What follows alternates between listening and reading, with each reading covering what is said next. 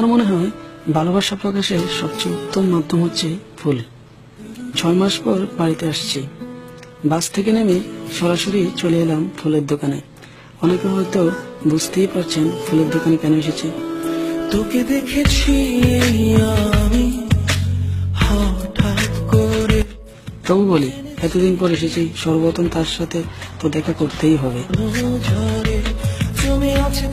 আর এই জন্য ফুল তো লাগবেই। আমাকে একটা ফুল দিন তো। 2 টাকা দিয়ে তো ফুল খাওয়া যায় না। আচ্ছা, তোমার নাম কি? তুমি কোথায় থাকো? কার জন্য নিবে? কার জন্য? আম্মুর জন্য। আচ্ছা, কোনটা নিবে? এটা না এটা?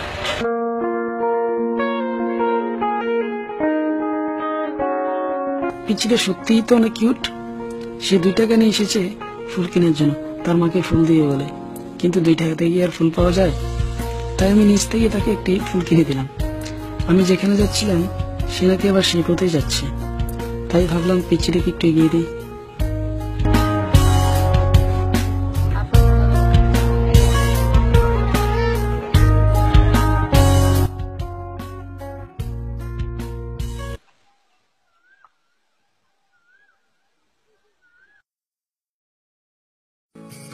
হ্যালো, কতক্ষণ ধরে ওয়েট করতেছি? 1 ঘন্টা হয়ে গেল তো, আর আসতে এতক্ষণ লেট লাগতেছে।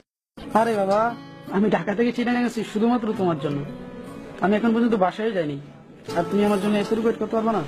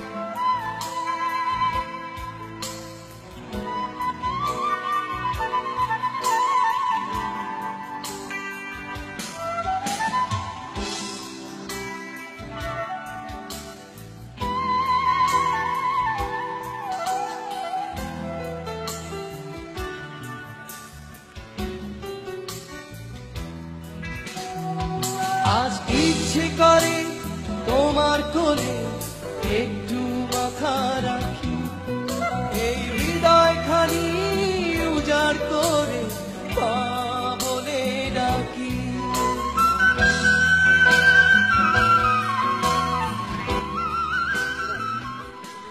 এখন আসতে পারবো না, সরি।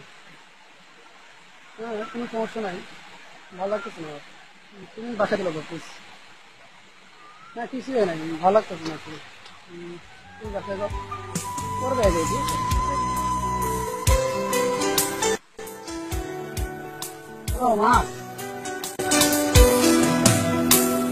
আজ আমি বুঝতে পারলাম যে আমি কতটা লাকি। এরপর থেকে প্রতিবার যখন বাসায় আসবো, অবভিয়াসলি আমি প্রথমেই আমার মায়ের মুখটিই দেখতে চাই। তারায় তারায়